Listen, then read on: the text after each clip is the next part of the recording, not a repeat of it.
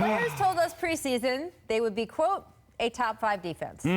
Instead, they have shown to be top 5 at, well, not pretty much anything. Which brings me to our latest show within a TV show here at The Jump. Yes, it is time for Wall and Order, DC, where the people of Washington are represented by 2 separate yet equally important groups.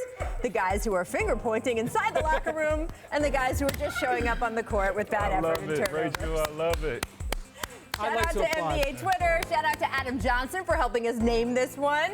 And of course, social media had plenty to say last night after the Wizards flopped against Memphis, dropping the team to 1-6. And bringing new questions about Coach Scott Brooks' job security. Oh, wow. So, Tracy, look, Ted Leonsis, the owner, not known for firing people with money left on their contract. He is known to be a patient owner.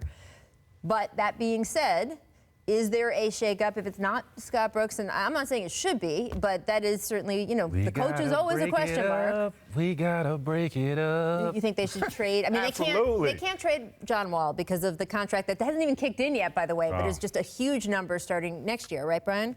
And then, so Brad Beal is the one with the attractive contract. And, you know, some other pieces, if they can find value for these guys. But what does that do for the Wizards now? Now?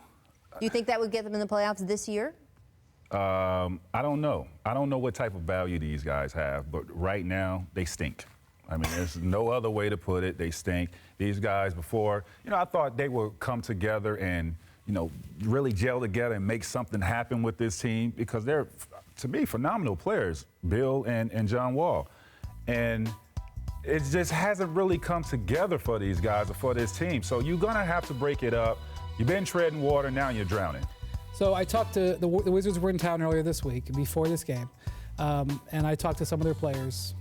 And one of the things that they brought up to me was that there are 6 free agents to be on this team, and then that is causing some of the issues with some guys maybe looking for their shot a little bit more. Now, having said that, the 3 dudes who they rely on, Otto Porter, John Wall, and Bradley Beal, are all taken care of. But you look at these guys, and Dwight Howard hasn't even played yet, so he's on the list. But I'm gonna tell you right now, it's a few of those guys on this list right now has got I gotta get my mentality. I'm telling you right now. Well, all this money that's out there. That has been described to me as one of the issues. There are several issues. That doesn't explain why they've been so bad defensively, which they have been. Yes. Rachel, they were last night. No shots were going in last night, practically. I mean, it was the end of a 5-game road trip. Yeah. I mean. Yeah, but this is the beginning of the season. That doesn't matter. I know. I think if you've got 2 guys like Bradley Beal and John Wall, you exhaust every single possibility before you break it. What does that mean? I don't know, Rachel. Even them, I think, are a little confused right now. Brad Beal will look good in a Lakers uniform because he can shoot the ball. Oh, boy. I'm just saying. He's a shooter. He would actually be. He's a shooter. He would actually be amazing next to LeBron. I understand what that would do for the Lakers. What does it do for the Wizards? Who are they getting?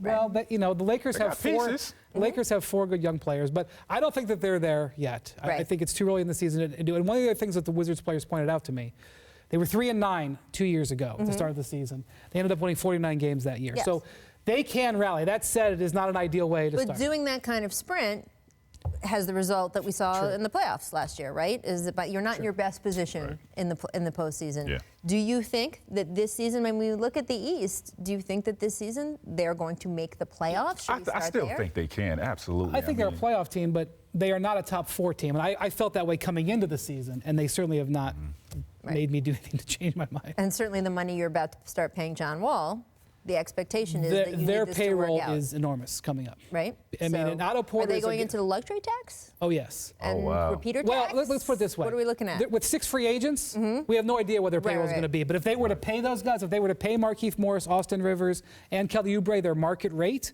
which is or what they think their market rate is, they would be a tax-paying team. And the real issue is Otto Porter he signed a $100 million contract. And he has not been that type of player. And we could go on for an hour as to whether they should have done that and everything, but that has been even though a lot's on Beal and Wall, Otto Porter has not delivered. It may not all be his fault. It may be some of the scheme. He hasn't got as many shots, but he's averaging less than 10 points a game. What? Fairly certain. This year? He's not off to a good start. It's not good. It's not good. No, Wall and Order, DC.